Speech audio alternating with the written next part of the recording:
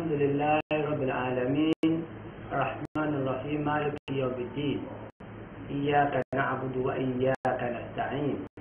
Viewers at home, Assalamu alaikum wa rahmatullahi wa barakatuh. Today on our program Nasfat After Hour, we want to further our discussion on where we stopped when we discussed on the issue of parenting in Islam. In the first episode, we talked about how a child should be treated right from birth. What are the responsibilities that parents need to take to do even before a child is born? When a child is born, how should that child be named? How should it be raised? What to be done by both parents? We have talked about that in the first episode. Today we want to look at what should be the interaction between the parents and their words and their children. How should we engage them, particularly when they start maturing from childhood to adolescent age to even adulthood, while we still have access to them.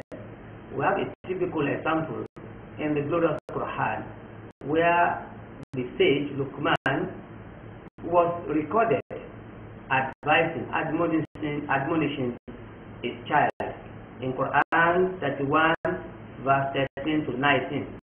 Today we want to look at that passage of the Quran using as a platform for discussing what should be the responsibility of parents on their children.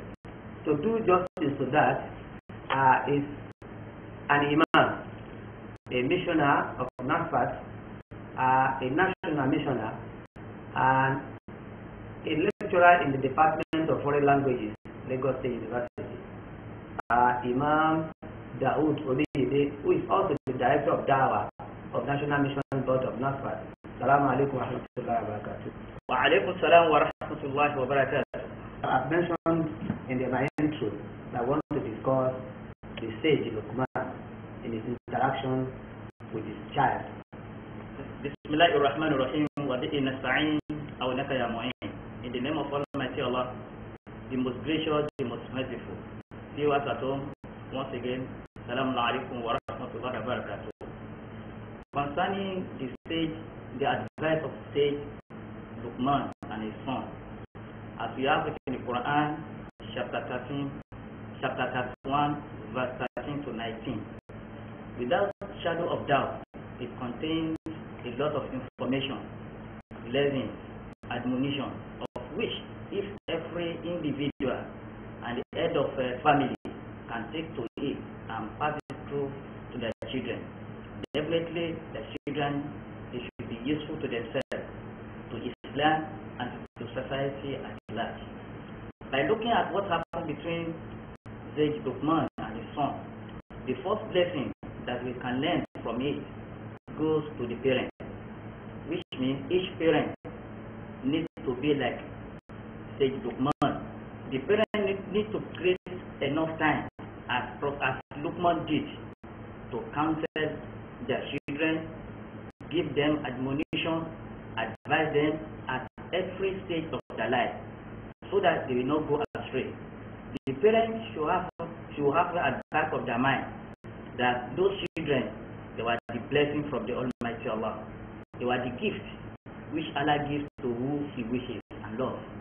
And whoever endows or whoever has that opportunity to have children, they should believe that that children is a man, that is trust from the Almighty Allah. And by one day, Allah will have him to give account on how he prepare, how he takes care of those children. As a result of that, Allah now reveals the story of Luqman to us, so that every family, every head of the family, every father and mother should borrow a leaf from what happened between Luqman and his son. Okay. That one is also a responsibility of the parents, because according to the hadith that were reported by the Holy Prophet to have said, "Kullukum ra'in wa kullukum mas'ulun an ra'iyatihi." Every one of you is a shepherd, and every one of you shall give account, or you shall be responsible for his flock. Which means it is a responsibility, it's our duty as a parent to take care of our children, to give them advice, to direct them, to create time for us, to sit down with them as Prophet Luqman did. That's the first lesson we can derive from what happened between Prophet Sayyid Luqman and his son, for all parents, either father or mother. Particularly for the mother, they also have a lot of responsibility. They need to create a lot of time for the children to teach them, particularly domestic training. In the society today, the problem we are having is the problem of gender equality, where a lot of mothers have already neglected their responsibility in the cause of gender equality. They already left their home without doing anything by 6 a.m. They come back by 7 or by 9. They all the responsibility, all the activities already put down, have already neglected at the house. That's what we are witnessing in the society today, where there's a lot of problems. There's no respect for elders. There's no respect from the younger one to the elders. This is our problem. But we need to borrow a little from what happened from Prophet Luqman and his son. That's the first lesson for us to learn. Thank you. Regardless of our busy schedules, we should create time to admonish our children, to advise them, to show practical guidance to them, and borrow a leaf from the life of Sayyid Luqman in his engagement with his children. That is the message. Now let us now go into the ayat. The message itself, it contains a lot of lessons. What is the first message that Prophet Sayyid Luqman passed to his son? The first lesson we can learn from the word of advice of Sayyid Luqman is the theory of monotheism, because that is the basic of religion. That's the bedrock of Islam. Without faith, all other activities is nothing. That is why the Prophet Luqman started. He called his son, Ya Bunayya, La tushriki billah, inna shirka la dhulm al-azim. Oh my dear son, don't ever associate partners with the Almighty Allah. Doing that is a great thing before the Almighty Allah. It is a responsibility of parents, particularly fathers, to sit down his son or his children to give them that kind of admonition.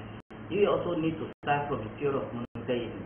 He should let them know about the oneness of the Almighty Allah and His supremacy. That He is the one that has power over all everything. He can do and outdo. When we are making requests, He is the only absolute authority who can grant our request. And if He didn't give us what we are requesting for, it doesn't mean that Allah doesn't like us. Everything depends on when it is necessary for us to be given to us. I say it is a bedrock of religion.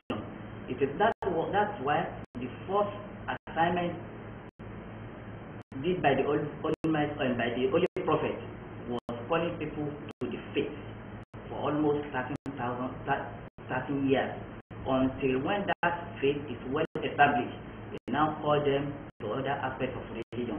It is a responsibility of parents to teach them that religion, the religion duty, to let faith stick to the faith, to the heart of our children, because the fear of Allah is the beginning of the wisdom.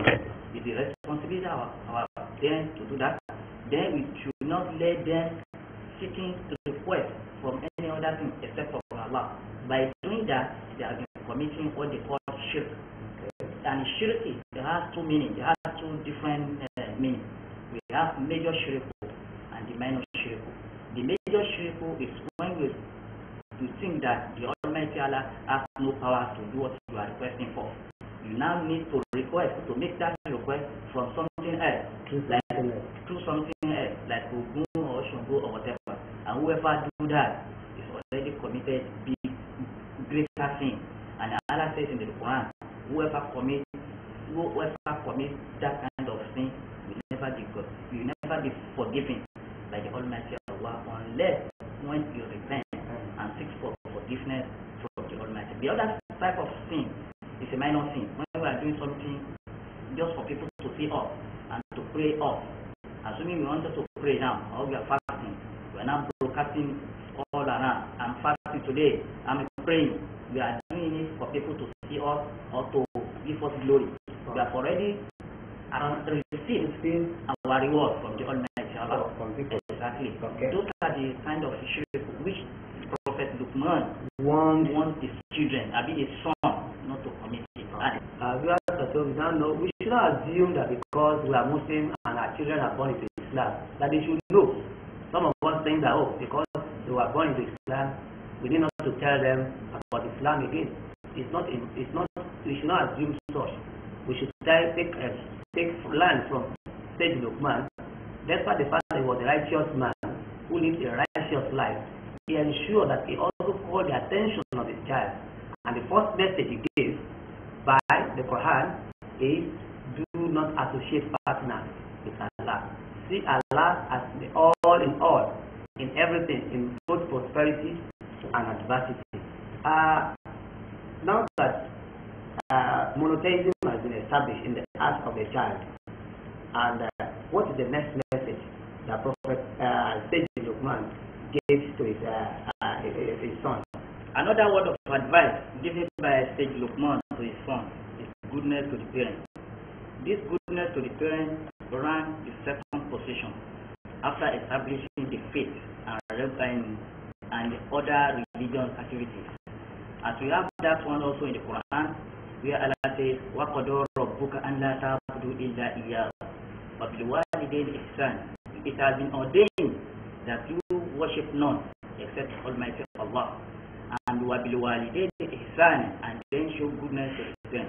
Likewise, what we have seen in the advice given by Prophet Luqman to his son, after the theory of monotheism, he also says something about the goodness to the parents, where he says, وَوَصَيْنَا الْإِنسَانَ بِوَالِدَيْهِ حَمَلَتْهُ أُمُّهُ وَهْنًا عَلَى وَهْنٍ وَفِصَالُهُ فِي عَامَيْنِ أَنِ اشْكُرُوا لِي وَلِوَالِدَيَّ إِلَيَّ الْمَصِيرُ.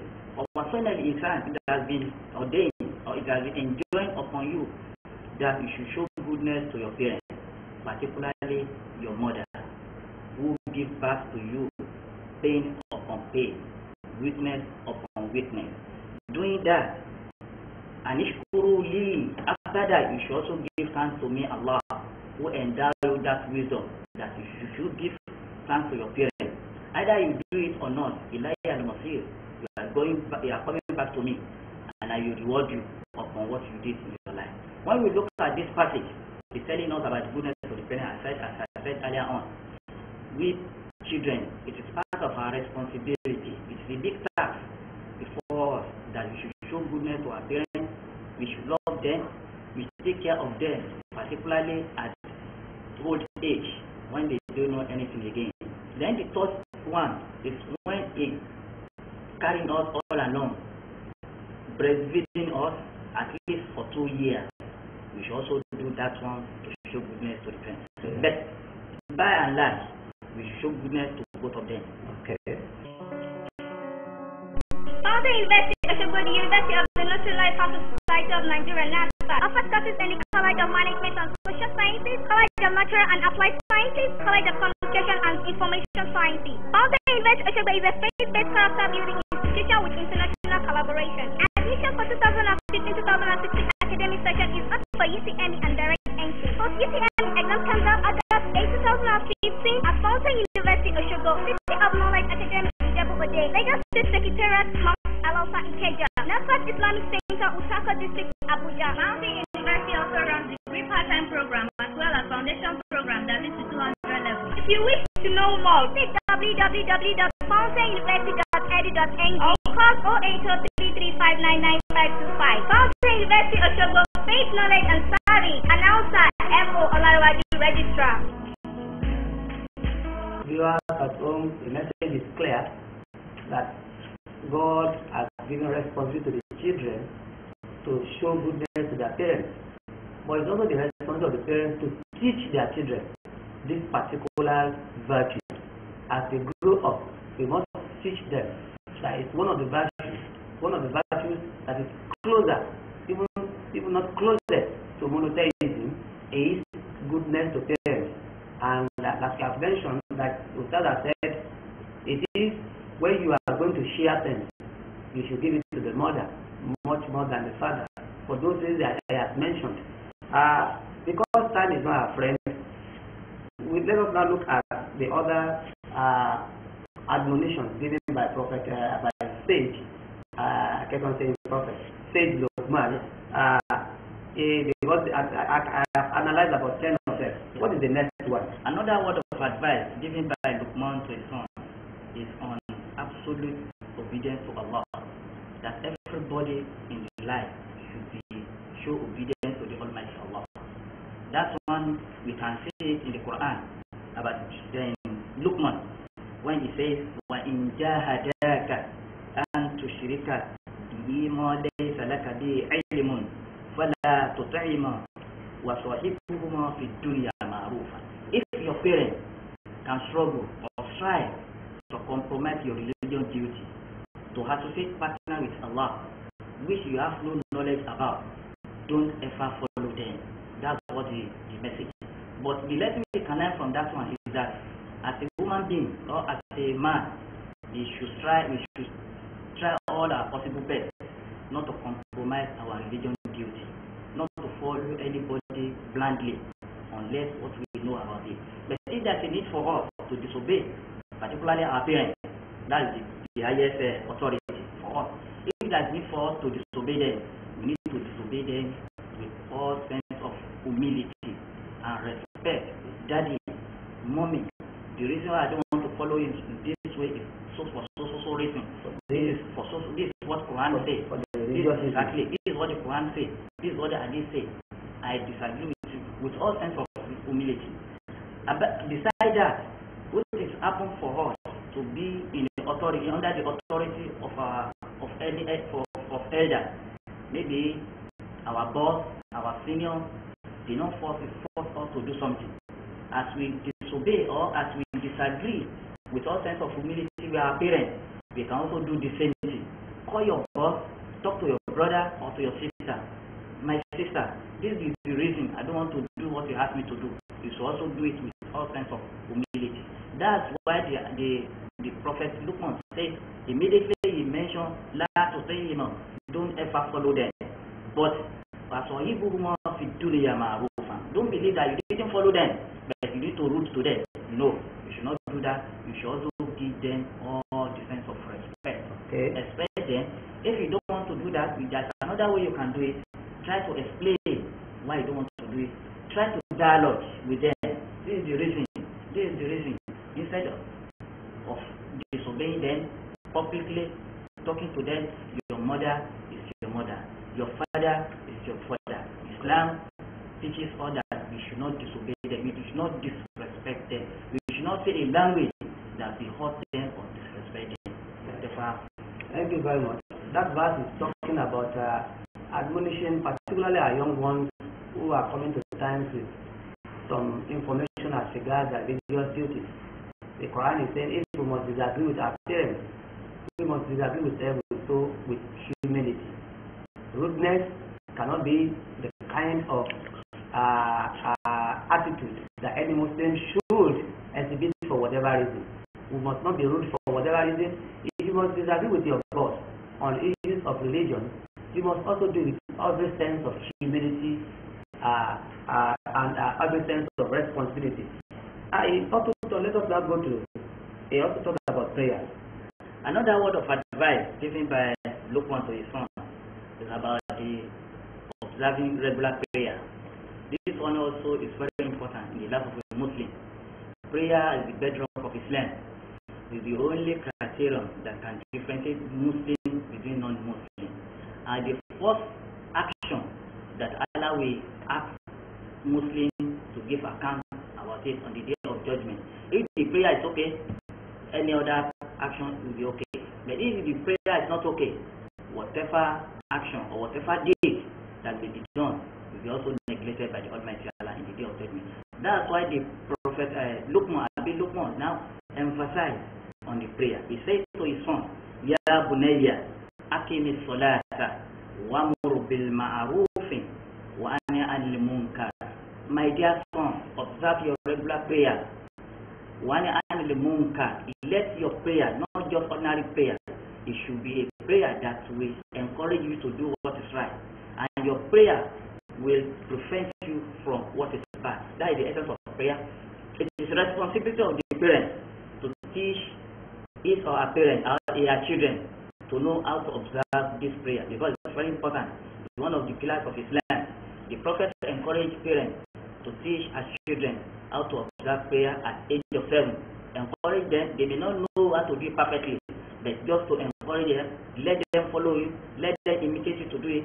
The Prophet now said at age of 10, if they refuse to observe prayer with you at stipulated time, try to beat them a little so that they will know how to do the prayer. Then we should also teach them the value of prayer, not just ordinary prayer. It's a prayer with goodness. It is a prayer with good deeds. It is a prayer with humility.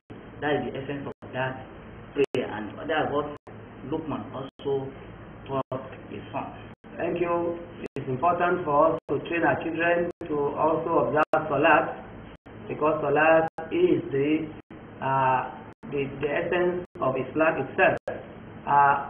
Viewers at home, we are discussing parenting in Islam, and this is Nasfat half hour.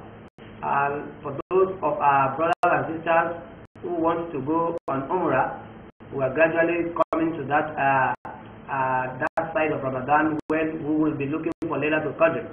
We can do that through the platform that Nasfat has provided in Southern Tours and Travels, Nigeria Limited, 9 and 10 CND Jubilee Road, Magodo, Lagos. And for those of our wealthy brothers and sisters who want to pay their zakat, the platform is also available in Nasfat Agency for Zakat and Sadaqah. Bring 2.5% of your wealth, and you can be assured that it will be distributed to those vulnerable members of our Ummah. As we are coming to that part of Ramadan, the last 10 days, let me also mention to viewers that the Laylatul Qadr of Nasfat will be happening on July 10, the last Friday, July 10, at Nasfat Islamic Center, Asheshe Village, along Lagos-Ibadan Expressway. We'll start immediately after I start, and it will be throughout the night. It's going to be a night that is going to be spiritually rewarding and fulfilling. We are employing our members in Lagos and Ogun to be with us, while our members throughout the world will also be converging at the different centers on that particular July 10th, Friday, 2015 for Laylatul Qadr. Let us rounding up now. We cannot exhaust all the admonitions, the lessons there. What do you advise parents to do? What we have been saying concerning the advice of Prophet Luqman to his son is that each parent we need to borrow leave from what happened between Luqman and his son. We should be ready at any point in time to give advice, to give necessary advice, valuable advice to our children, so that they can take the right step. Let us tell them what is right to do. Let us try to tell them what is not right to do, so that they will not go astray. If they go astray, it's our responsibility. The Almighty Allah will ask us in the day of judgment. The children we give you is a gift. It is a man from the Almighty. It's a gift. Which Almighty Allah asks us to keep for Him. And on the day of judgment, we are going to give account. How do we teach our children? We visit the Almighty Allah, make it for every one of us to do our responsibility upon our children and reward us abundantly in this world and the hereafter. For viewers at home, you can check Quran 31 verses 13 to 19, where you get the passage on the interaction between Sage Luqman and his son, so that it also encourages us to how to train our children. On that note, I want to thank our Imam, Ustaz Daoud Onijide, for sharing your inspiring thoughts over on this particular issue. Jazakallah khairan. Okay, thank you, sir. Viewers, we thank you for sharing your time to be with us while you are preparing to take your Zahur. Hopefully, inshallah, we'll be here tomorrow with another refreshing package of your program, Nasfat half hour. Until then, I am Mustafa Adebayo Bello, asking you to keep on the right path of Islam and doing what is right all the time, train our children, and pray in Ramadan. May Allah give us the benefit therein. Assalamu alaikum wa rahmatullahi wa barakatuh.